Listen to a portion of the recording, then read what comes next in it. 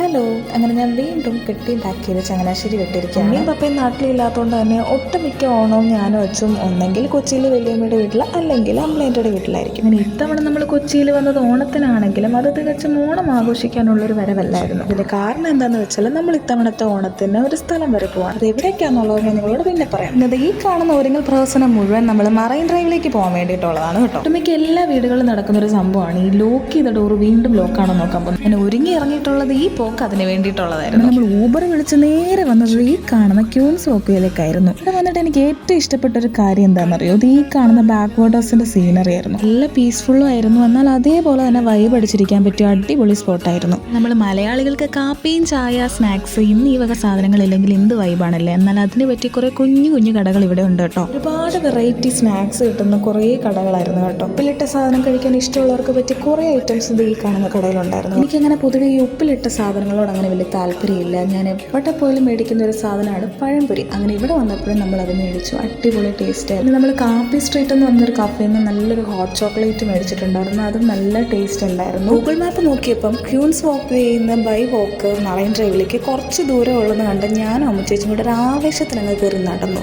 എൻ്റെ അമ്മ കുറച്ചല്ലായിരുന്നു, കുറച്ചധികം ദൂരം ഉണ്ടായിരുന്നു നടക്കാനായിട്ട്. ഞങ്ങൾ ശരിക്കും അടുത്തു. അങ്ങനെ മറൈൻ ഡ്രൈവിലെത്തി. ഇവിടെ ഈ പറഞ്ഞ പോലെ ബാക്ക് വാട്ടേഴ്സും സീനറിയും ഒക്കെ തന്നെ ആയിരുന്നു കാണാനുണ്ടായിരുന്നു. അങ്ങനെ അവിടെ നിന്ന് നമ്മൾ കുറേ ഫോട്ടോസും വീഡിയോസും ഒക്കെ എടുത്ത് നടന്ന് കുറേ കഴിഞ്ഞപ്പോൾ നമുക്ക് വിശന്ന് തുടങ്ങിയപ്പോൾ നമ്മൾ ഫുഡ് അടിക്കാൻ പോകാൻ പ്ലാൻ ചെയ്തു. നമ്മൾ ബാംഗ്ലൂർ പോയപ്പോൾ ഏറ്റവും കൂടുതൽ കഴിക്കാൻ ആഗ്രഹിച്ചൊരു സാധനമായിരുന്നു പൊടി ഇഡലി. ഇന്ന് കട ക്ലോസ് ആയതിൻ്റെ പേരിൽ കഴിക്കാൻ പോകാതായതിൻ്റെ വിഷമം തീർക്കാൻ വേണ്ടി നമ്മൾ ഇന്ന് നേരെ പോകുന്നത് രാമൻ ഇഡലിയിൽ. മൈസൂരിലെയും ബാംഗ്ലൂരിലെയും പൊടി ഇഡലിയും മസാല ദോശയും ഒക്കെ മിസ് ഔട്ട് ആയിരിക്കുന്നവർക്ക് പറ്റിയൊരു അടിപൊളി സ്പോട്ടാണ് ഈ മൈസൂർ രാമൻ ഇഡലി. നമുക്ക് പാലാരിവട്ടത്തും കാക്കനാടുമായിട്ട് 2 ഔട്ട്ലെറ്റാണ് കൊച്ചിയിൽ വേണമുള്ളത്. നമ്മൾ പോയത് പാലാരിവട്ടത്തുള്ള രാമൻ ഇഡലിയിലായിരുന്നു. ഇവിടെ വന്നാൽ കഴിക്കേണ്ട ഒരു മസ്റ്റ് ട്രൈ ആയിട്ടാണ് ഈ ബട്ടർ പൊടി ഇഡലി. ബട്ടറിന്റെ ടേസ്റ്റ് മുന്നിൽ നിൽക്കുന്നതുകൊണ്ട് തന്നെ ഇത് വായി വെക്കുമ്പോൾ ഒരു ഹെവൻ ഫീലിംഗ് ഉണ്ട്. എൻ്റെ അമ്മ അടിപൊളിയാണ്. ബട്ടറിന്റെ ടേസ്റ്റ് ഇഷ്ടമല്ലാത്തവർക്ക് വരെ ഇത് ഇഷ്ടപ്പെടും എന്നുള്ള കാര്യത്തിൽ യാതൊരു ഡൗട്ടും വേണ്ട. അപ്പോൾ okay, bye bye, Tata, thanks for watching.